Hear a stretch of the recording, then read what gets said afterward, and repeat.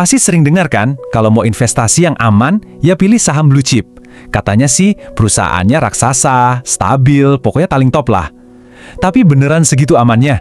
Yakin 100%? Oke, ayo kita bedah bareng-bareng. Luangkan waktu sebentar, karena kita bakal lihat data dan cerita nyata yang mungkin ya bisa bikin kamu mikir ulang soal saham blue chip. Pertanyaannya simpel aja, apa benar mereka ini kebal resiko? Nah, sebelum kita lanjut, penting banget nih kita samain persepsi dulu. Sebenarnya, mitos aman ini datangnya dari mana sih? Ya dari definisinya itu sendiri. Jadi, apa sih yang dimaksud saham blue chip? Nah, itu dia tuh. Perusahaan top, jawara di bidangnya, duitnya stabil, terus rajin bagi-bagi dividen pula. Wah, kedengarannya sempurna banget kan? Nggak heran kalau banyak yang anggap mereka ini kayak benteng paling kokoh di portofolio.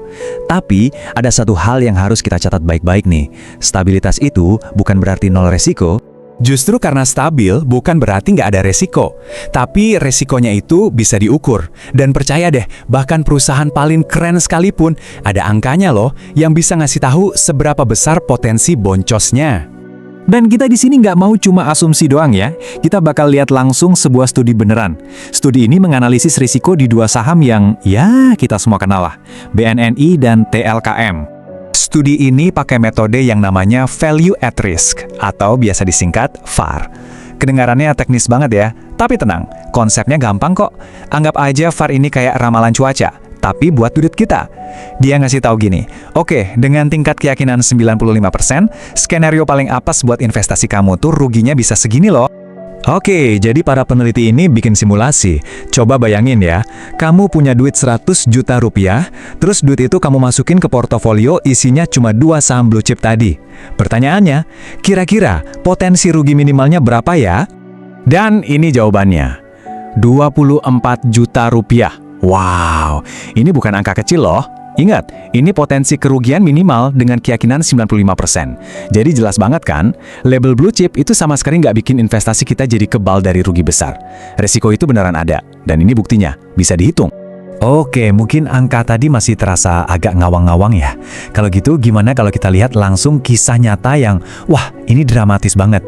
Cerita tentang raksasa yang dulunya diagung-agungkan sebagai blue chip, malah jatuh tersungkur. Kita akan bahas kisahnya PT Bumi Resources.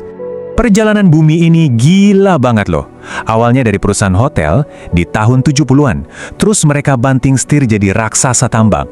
Puncaknya itu tahun 2007, harga sahamnya sampai Rp8.550 per lembar. Semua orang bilang ini blue chip sejati. Tapi, setahun kemudian, krisis global datang, dan sahamnya longsor parah. Sampai akhirnya di tahun 2015, harganya anjlok ke titik paling rendah, cuma gocap, 50 perak. Bayangin, dari 8.500-an jadi cuma 50 perak. Dari eksportir batubara terbesar, jadi perusahaan yang pusing sama utang puluhan triliun. Status blue chipnya lenyap seketika. Ini bukti nyata kalau nggak ada yang namanya perusahaan terlalu besar untuk bangkrut. Oke, kita udah lihat angkanya, kita udah dengar ceritanya. Pertanyaan besarnya sekarang, kok bisa? Gimana ceritanya saham yang tadinya blue chip, terus harganya anjlok dan kelihatan murah, malah jadi makin bahaya?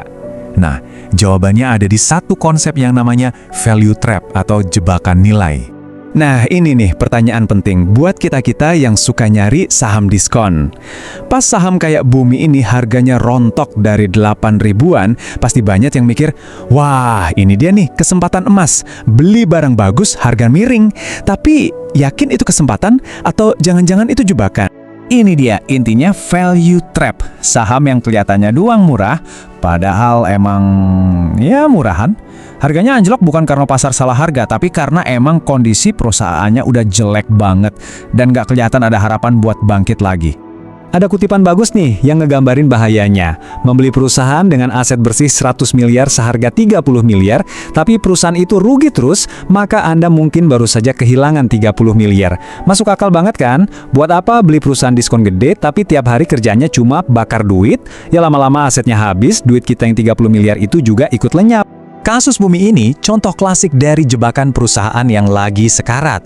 Dulu jaya, sekarang merana.